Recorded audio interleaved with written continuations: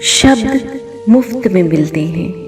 उनके चयन पर निर्भर करता है कि उनकी कीमत मिलेगी या चुकानी पड़ेगी। शब्दों के दांत नहीं होते हैं, लेकिन जब शब्द काटते हैं तो दर्द बहुत होता है और कभी कभी घाव इतने गहरे हो जाते हैं कि जीवन समाप्त हो जाता है, परंतु घाव नहीं भरते। इसलिए जीवन में जब भी बोलो, मीठा बोलो, मधुर बोलो। लगभग 11 या 12 साल का एक छोटा सा गरीब लड़का एक बार एक होटल में गया। होटल में बहुत भीड़ थी और वेटर अमीर ग्राहकों को खाना परोसने में व्यस्त था। उनसे आखिर उसे बख्शिश जो मिलनी थी। वो लड़का बहुत गरीब लग रहा था, इस वजह से होटल के वेटर ने उसकी तरफ ध्यान नहीं दिया। वेटर ने सोचा, पता नहीं कैसे कैसे लोग आ जाते हैं होटल में खाना खाने। इनके पास पैसे वैसे तो होते नहीं हैं, 10 रुपए का एक समोसा खाके वक्त बर्बाद करके चले जाते हैं। वो लड़का एक खाली टेबल पर जाके बैठ गया और वेटर के आने का इंतजार करने लगा। पहले तो वेटर ने उसे बिल्कुल ही नजरअंदाज कर दिया और दूसरे अमीर ग्राहकों की सेवा में लगा रहा। काफी देर के बाद जब उसे समय मिला तो वो उस लड़के के टेबल के पास गया। बोलो क्या चाहिए? वेटर ने झुंझलाहट में उस लड़के से पूछा। उस लड़के को बहुत भूख लगी थी। एक प्लेट समोसा कितने में मिलेगा? उसने बड़ी मासूमियत से उस वेटर से पूछा। समोसा, कहा था ना अभी गरीब लड़का कुछ सस्ती सी चीज ऑर्डर करेगा।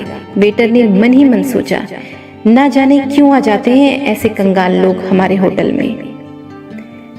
40 रुपए प्लेट, वेटर ने तुच्छता पूर्वक उस लड़के से कहा। उस लड़के ने थोड़ी देर सोचा। उसने अपनी जेब से कुछ पैसे निकाले और उन्हें गिनने लगा। वेटर ये देखकर और भी ज्यादा बौखला गया। उसे लगा मानो ये लड़का उसका कीमती वक्त बर्बाद कर रहा है। जल्दी बताओ, मुझे और भी कस्टमर को अटेंड करना है, उसने लगभग चिल्लाकर उस लड़के से कहा। जी हाँ, बस 1 मिनट, लड़के ने उसकी तरफ देखकर धीरे से कहा और कुछ पैसे गिनकर वापस अपनी जेब में रख लिए। जी मैं बस आधा प्लेट समोसा ही खाऊंगा, लड़के ने वेटर से कहा। वेटर ने अपनी भवें ऊंची करके उसकी तरफ ऐसे देखा जैसे उसे नीचा दिखा रहा हो और थोड़ी तेज आवाज में बोला, बैठो, लाता हूं। उसे लगा मानो इस लड़के को अटेंड करने में उसका भारी नुकसान हो रहा है। वेटर ने आधा प्लेट समोसा लाकर उस लड़के के टेबल पर पटक दिया और पैर पटकते हुए वहां से चला गया। उस गरीब लड़के ने शांति से वो समोसा खाया। वेटर ने उसे बिल पेश किया। लड़के ने आधा प्लेट समोसे के पैसे दिए और वहां से चला गया। उसके जाते ही वो वेटर उसकी प्लेट उठाने के लिए टेबल के पास पहुंचा। प्लेट उठाते ही वो चौंक गया। प्लेट के नीचे उसे बिल के पैसे और साथ में एक 10 रुपए का नोट मिला। ये 10 रुपए का नोट उस लड़के ने वेटर को बख्शीश के तौर पर अतिरिक्त रख दिया था। एक पल के लिए वेटर निशब्द हो गया।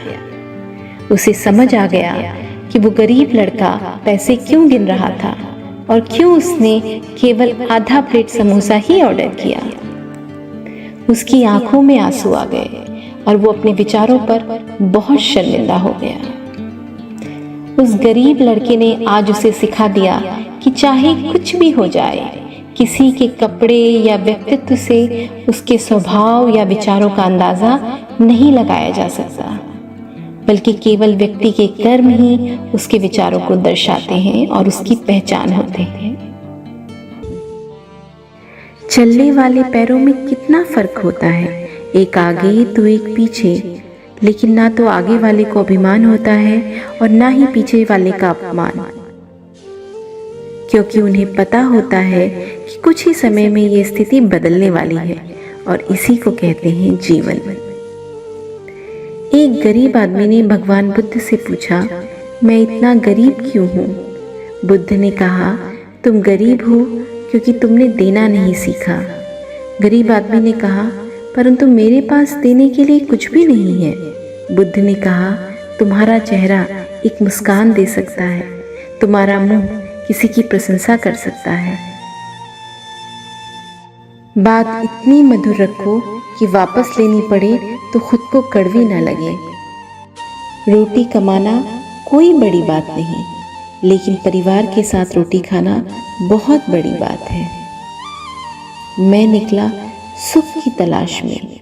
रास्ते में खड़े दुखों ने कहा, हमें साथ लिए बिना सुखों का पता नहीं मिलता।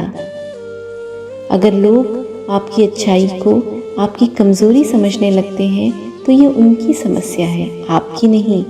आप आईना हो, आईना बने रहो। फिक्र वो करें जिनकी शक्लें खराब है। अगर पानी मर्यादा तोड़ दे तो विनाश, और अगर वाणी मर्यादा तोड़ दे तो सर्वनाश। इसलिए हमेशा अपनी वाणी पर संयम रखो। उम्र भर कमाया पैसा खत्म हो सकता है, लेकिन जो दुआएं सेवा करने से मिलेगी वो कभी खत्म नहीं हो सकती। ये सच है कि पानी में तैरने वाला ही डूबता है, किनारे पर खड़े रहने वाला नहीं। मगर किनारे पर खड़े रहने वाले को कभी तैरना भी नहीं आ पाता। हर समस्या के दो समाधान हैं, भाग लो या भाग लो। इसका निर्णय आप सोच समझ के करें। वो हाथ किस काम के जो प्रार्थना के समय भगवान की ओर उठाए जाते हैं और किसी की मदद के समय बगल में छिपा ले जाते हैं। किसी मकसद के लिए खड़े हो तो एक पेड़ की तरह, गिरो तो एक बीज की तरह, ताकि दोबारा उठकर उसी मकसद के लिए फिर से जंग कर सको। तो दोस्तों, ये थे आज की कुछ मोटिवेशनल कोट्स, इंस्पिरेशनल बातें। उम्मीद करती हूँ आपको ये मोटिवेशनल कोट्स ज़रूर पसंद आए होंगे। मिलती हूँ अगले वीडियो में। तब तक खुश रहिए, सेहतमंद रहिए और मुस्कुराते रहिए।